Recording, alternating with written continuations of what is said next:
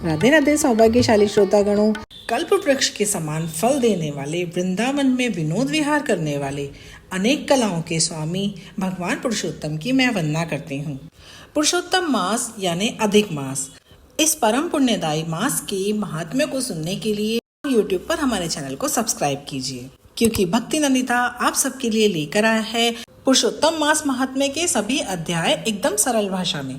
तो भक्ति नंदिता के साथ अब हम बढ़ते हैं अपनी कथा की ओर। प्राचीन काल में एक समय नैमिषारण्य में अनेक ऋषि यज्ञ करने के लिए उपस्थित हुए। उसी समय वहां पर तीर्थ यात्रा करते हुए श्री सूत जी महाराज भी पधारे।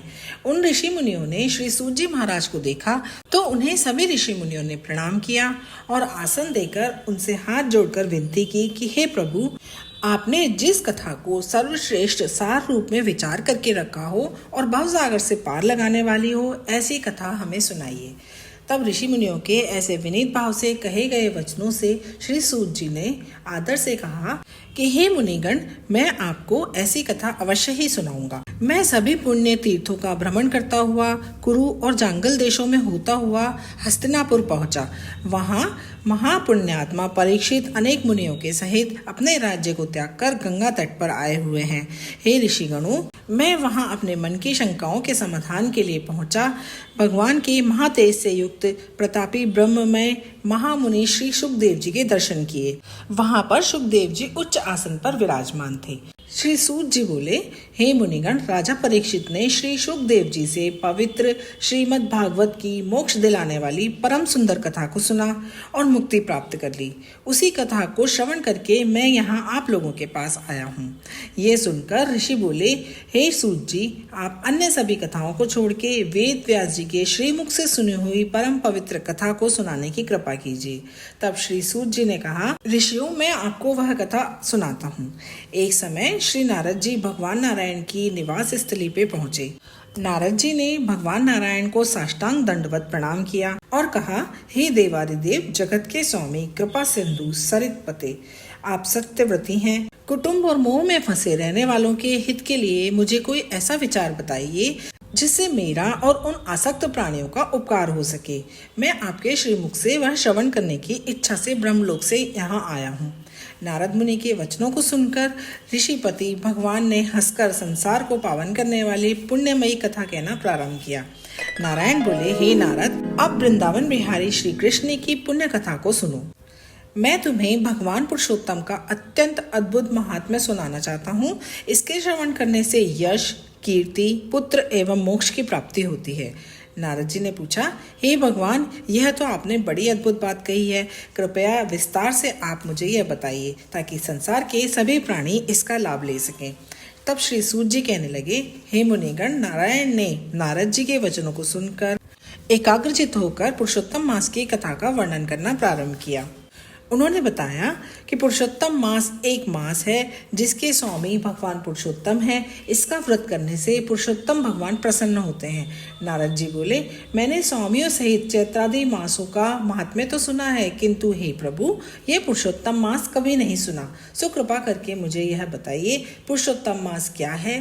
हे स्वामी, कृपा करके ऐसी कथा सुनाइए जिसके श्रवण, पाठ और आचरण करने से रोग, शोक, दोष आदि से मुक्त हुआ जा सके। इस पर नारायण ने नारद जी से कहा, हे नारद, सुनो। श्री कृष्ण ने राजा युधिष्ठिर से जो भी कहा वह इस प्रकार था। एक बार धर्मराज अजात शत्रु और राजा युधिष्ठिर को दुष्ट दुर्योधन ने कपट करके जुए में हरा दिया और दुर्योधन के कहने पर दुशासन ने द्रौपदी के बालों को पकड़कर खींचा, उसके वस्त्रों को भी भरी सभा में खींचा। तब भगवान श्री कृष्ण ने उसकी रक्षा की। इसके उपरांत प्रतिज्ञा के अनुसार पांडव राज्य को त्याग कर काम्यक वन में चले गए। वन में पांडवों ने अनेक प्रकार से कष्ट उठाए। उन दुखी भक्तजनों को देखने के लिए एक बार भगवान श्री कृष्ण उनसे मिलने काम्यक वन में पधारे। तब सभी पांडवों ने द्रौपदी सहित भगवान को प्रणाम किया। उन सभी पांडवों को देखकर भगवान बहुत दुखी हुए और धृतराष्ट्र के पुत्र दुर्योधन आदि को भस्म करने की इच्छा से क्रोध करने लगे। उनके क्रोध को देखकर वे सभी भय से कांप उठे। तब द्रौपदी सहित सभी पांडवों ने भगवान से हाथ जोड़कर विनती की, हे नाथ, आप जगत की रक्षा करने वाले हो और हम इस जगत से बाहर नहीं हैं, तो आप हमारी रक्षा क्यों नहीं करते। आप इस सांघारिक कोप को दूर कीजिए। पांडवों की इस विनती पर भगवान ने क्रोध को त्याग दिया। तब श्री नारायण बोले, तब अर्जुन ने भी भगवान श्री कृष्ण से वही कथा सुनने की इच्छा व्यक्त की। तब श्री कृष्ण ने ध्यान किया और पांडवों के हित के लिए इस प्रकार कहा, हे अर्जुन सुनो, चैत्रादिक मास, टूटे हुए पक्ष, नाड़िकाएं, याम, त्रियाम, ऋतु, मुहूर्त, अयन, उत्तरायण, दक्षिणायन, वर्ष, युग, परार्ध, अंत और इनसे भी परे नदी, समुद्र, झील, कुएं, बावड़ी, पल्लव, निर्जर, लता, वृक्ष, औषधि वृक्ष, वांस वृक्ष, बृहस्पति, पुर, ग्राम, नगर, पर्वत आदि सब के सब मूर्तिमान हैं और अपने अपने गुणों के कारण पूज्य हैं। इन सब में कोई ऐसा नहीं जो अपूज्य और स्वामी रहित हो। हे पांडुपुत्र, इस समय में अधिक मास की उत्पत्ति भी हो गई। सब लोगों में सब लोग उसे अनाथ, स्वामीहीन, निंदनीय, अपूज्य, मलमास, रवि संक्रांतिहीन नाम से पुकारते थे। शुभ कर्मों के लिए इसे त्याज्य कहकर निंदा की गई। ऐसी निंदा और अपमान के वचन सुनकर अधिक मास तेजहीन, निरुद्योगी, दुखी हो गया और अत्यंत चिंतित होकर मरणासन्न हो गया। अंत में किसी प्रकार से अपने मन को समझाकर वह मेरी शरण में आया। हे अर्जुन, तब वैकुंठ में आया और मुझे साष्टांग दंडवत करके मुझसे कहने लगा, हे स्वामी, हे दयानिधे, मैं आपकी शरण में हूँ। बलिष्ठ लोग मुझे मलमास कहते हैं, मेरा निरादर करते हैं, मुझे स्वामी रहित और मलिन कहकर मुझे शुभ कर्मों के निमित्त त्याज्य किया है। हे दीन वत्सल भगवान, कंस की कोपाग्नि से जिस प्रकार आपने वासुदेव की पत्नी को सुरक्षित किया, आज मेरी रक्षा कीजिए। दावानल से ग्वालिनों, ग्वालों एवं पशुओं को बचाने वाले दीन बंधु, आप मुझ शरणागत की रक्षा क्यों नहीं करते? जरासंध के बंधन से जिस प्रकार आपने राजाओं को मुक्त किया, उसी तरह मुझ शरणागत की रक्षा क्यों नहीं करते? हे दीन वत्सल स्वामी, ग्राह के मुख से जिस प्रकार आपने गज को मुक्ति दिलाई, शरण में आने वाले मुझ दीन की रक्षा क्यों नहीं करते? मलमास की ऐसी विनती सुनकर भगवान बोले, हे वत्स, तुम शोकाकुल हो। यह महान शोक जिससे तुम व्याकुल हो कौन सा है? अब तुम शोक त्याग दो, मैं तुम्हारा दुख अवश्य दूर करूंगा।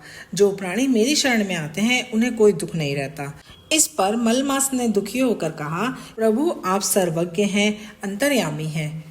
आप निराकार रूप सब प्राणियों में निवास करते हैं। क्षण, लव, मुहूर्त, दिवस, रात्रि, पक्ष, मास आदि सभी अपने अपने स्वामी से आदेश पाकर सदा निर्भय होकर आनंद में मग्न रहते हैं। परंतु मेरा कोई स्वामी नहीं है, मेरा कोई नाम नहीं है और ना ही मेरा कोई आश्रित है। इसी से देवता मेरा निरादर करते रहते हैं। शुभ कार्यों में भी मुझे निषिद्ध कर रखा है। ऐसे सर्वजनों से निरादर पाकर मैं जीवित नहीं रहना चाहता। प्रभु आप मेरा दुख दूर कीजिए। मैं एक तुच्छ जीव हूँ, बार बार आपसे क्या कहूँ। मैं मृत्यु चाहता हूँ, मैं मरूंगा। ऐसा बार बार कहते हुए हे नारद जी, वह मलमास लक्ष्मीपति के समक्ष ऐसा कहकर शांत होकर गिर पड़ा। इस पर विष्णु भगवान के वाहन गरुड़ ने अचेत अवस्था में पड़े हुए अधिक मास को अपने पंखों से हवा करके चेतन करने की कोशिश की। अधिक मास चेतना अवस्था में आकर बोला, स्वामी मैं यही चाहता, मैं तो आपके शरण में आया हूँ, मुझे त्यागिए नहीं। तब भगवान उसका दुख दूर करने के लिए उसको गोलोक ले गए। उसके बाद भगवान विष्णु भगवत धाम में प्रविष्ट हुए, जहाँ श्री कृष्ण रत्न जड़ित सिंहासन पर गोपिकाओं के मध्य में विराजे हुए थे।